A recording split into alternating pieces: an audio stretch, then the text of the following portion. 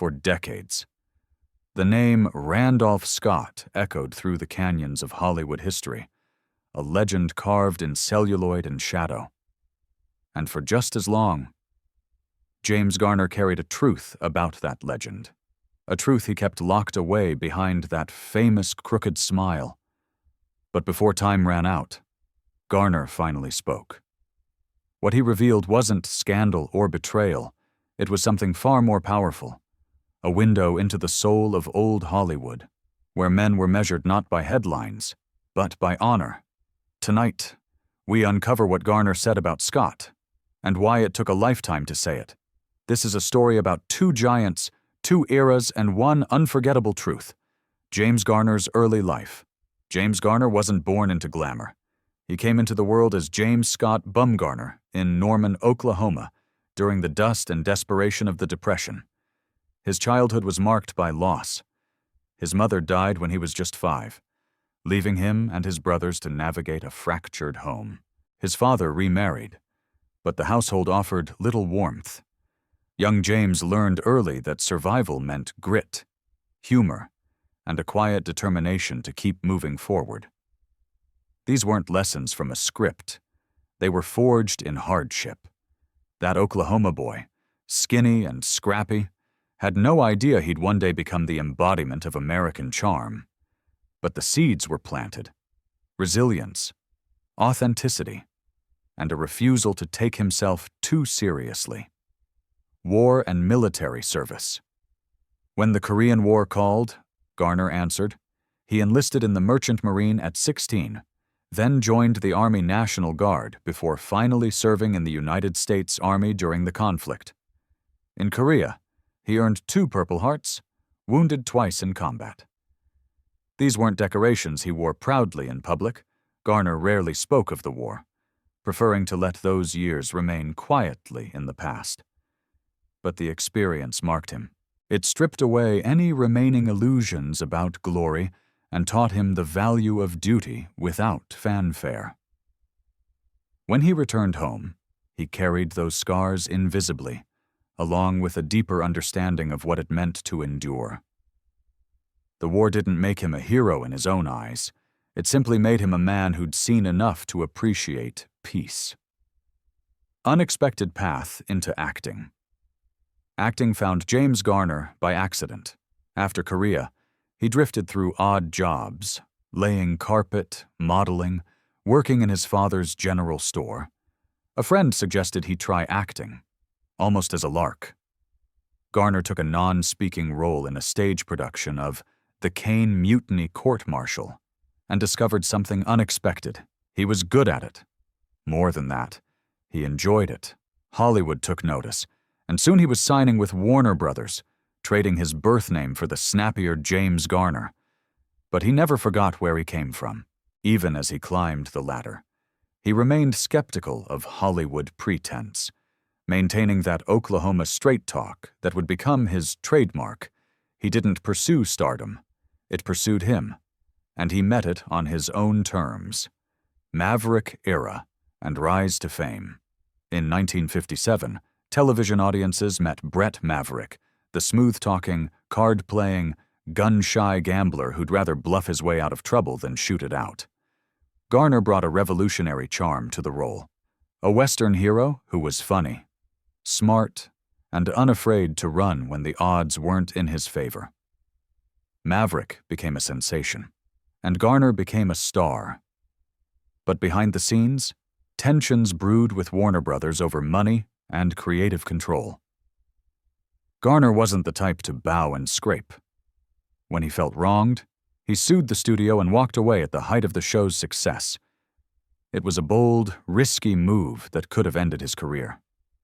Instead, it proved what Hollywood would learn again and again. James Garner couldn't be pushed around. Transition to film and versatility freed from television. Garner moved seamlessly into film, proving his range across genres. He could anchor a war epic like The Great Escape, bringing humanity to Steve McQueen's shadow. He could charm audiences in romantic comedies like The Thrill of It All opposite Doris Day, wielding wit as deftly as any leading man of his era. He took on westerns, dramas, and action pictures, never letting himself be boxed into a single type. What set Garner apart was his effortlessness. He never seemed to be acting, whether playing a soldier, a cowboy, or a hapless husband. He inhabited roles with such natural ease that audiences forgot they were watching a performance.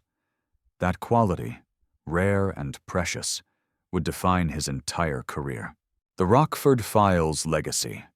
In 1974, Garner returned to television with The Rockford Files, playing Jim Rockford, a down-on-his-luck private investigator living in a trailer on a Malibu beach. Rockford was Maverick's spiritual descendant, smart, reluctant to fight, and always a little world-weary. The show ran for 6 seasons and earned Garner an Emmy, cementing his status as one of television's most beloved leading men. But the physical toll was severe. Garner performed many of his own stunts, and the injuries accumulated: back problems, knee surgeries, and exhaustion. He pushed through because he believed in the character and the stories they were telling. Rockford wasn't a superhero. He was a working man trying to stay honest in a dishonest world.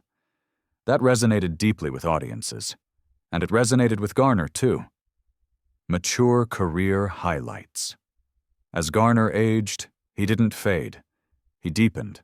In 1985, he earned an Academy Award nomination for Murphy's Romance, playing a gentle, wise, small-town pharmacist opposite Sally Field.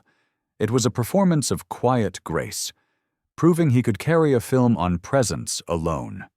Decades later, he broke hearts in The Notebook as the elderly Noah, reading to his Alzheimer's-stricken wife.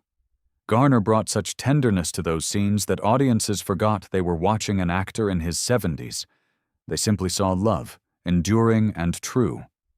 These roles showcased what Garner had always understood. Real strength isn't loud or showy. It's steady, patient, and rooted in something deeper than ego. His later work stands as a testament to a career built not on youth or vanity, but on truth. His marriage and personal life. In 1956, Garner married Lois Clark, just 14 days after they met. It was impulsive, passionate, and by all accounts, real.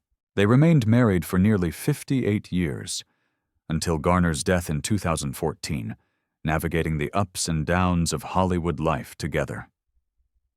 There was a brief separation in the late 70s, but they reconciled and emerged stronger. Lois stayed largely out of the spotlight, and Garner fiercely protected his family's privacy. He raised Lois's daughter from a previous relationship as his own, and together they had another daughter. In an industry where marriages crumbled under pressure, theirs endured.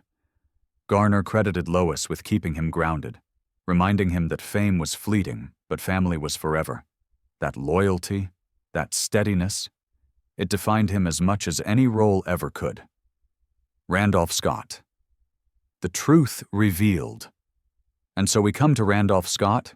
For years, people wondered what Garner thought of the Western icon who preceded him by a generation. Scott was the stoic, steel-eyed cowboy, everything Hollywood once worshipped. When Garner finally spoke, he didn't tear Scott down. He didn't reveal scandal. Instead, he spoke of respect, even admiration. Garner acknowledged that Scott represented a different kind of hero, one from a different time. But he also noted that Scott's public persona was just that, a persona. Behind the image was a man navigating the same Hollywood pressures, the same compromises, the same struggle to remain authentic in an industry built on illusion. Garner's truth wasn't sensational, it was honest. He saw Scott clearly, without the mythology, and what he saw was a fellow traveler on a difficult road. The legacy he leaves behind. Garner's revelation about Scott mattered because it cut through decades of Hollywood legend-making to reveal something more valuable: the humanity beneath the icon.